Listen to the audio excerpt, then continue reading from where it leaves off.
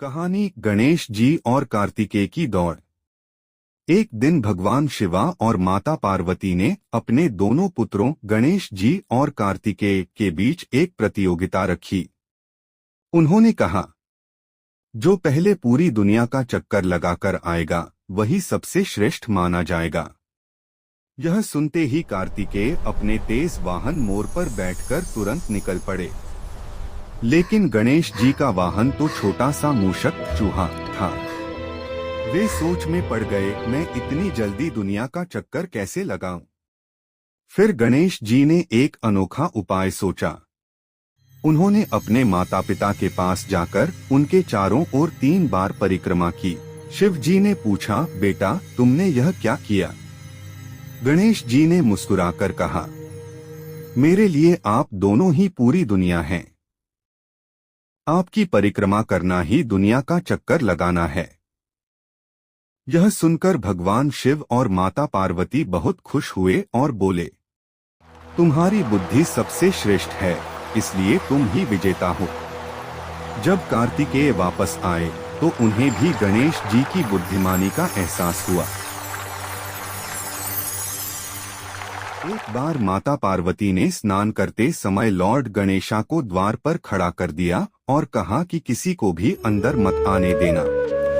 कुछ समय बाद भगवान शिव वहां आए और अंदर जाने लगे, लेकिन गणेश जी ने उन्हें रोक दिया।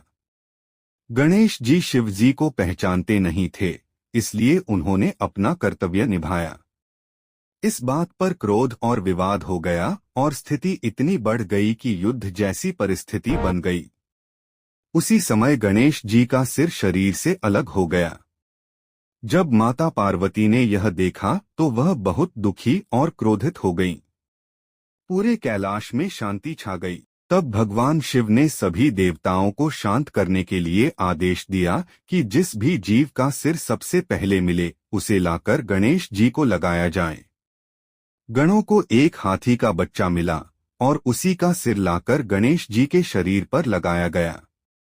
फिर भगवान शिव ने उन्हें नया जीवन दिया और आशीर्वाद दिया। अम्मा, थाली थाली और भगवान का भोग। एक गांव में एक बूढ़ी अम्मा रहती थी।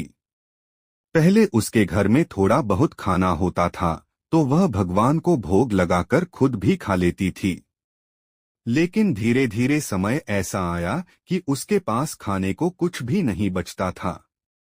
कई दिन वह भूखी रह जाती थी। फिर भी उसका भगवान पर पूरा विश्वास बना रहा। जब उसके पास खाने को कुछ नहीं होता था तो वह भगवान के सामने खाली थाली रखकर श्रद्धा से प्रार्थना करती थी और कहती थी, हे भगवान, आज मेरे पास कुछ नहीं है, फिर भी मैं आपको भोग लगा रही हूँ। उसी गांव में एक अमीर आदमी रहता था। वह अम्मा का मजाक उड़ाता था और कहता था कि खाली थाली रखने से कुछ नहीं मिलता। एक रात वह अमीर आदमी चुपके से अम्मा के घर के बाहर खाना रख देता है ताकि उसे लगे कि भगवान ने उसकी मदद की है। अगली सुबह अम्मा जब दरवाजा खोलती है तो वह देखती है कि बाहर बहुत सारा खाना रखा है। वह बहुत खुश हो जाती है। वह उस खाने को अंदर ले जाकर सबसे पहले भगवान को भोग लगाती है और फिर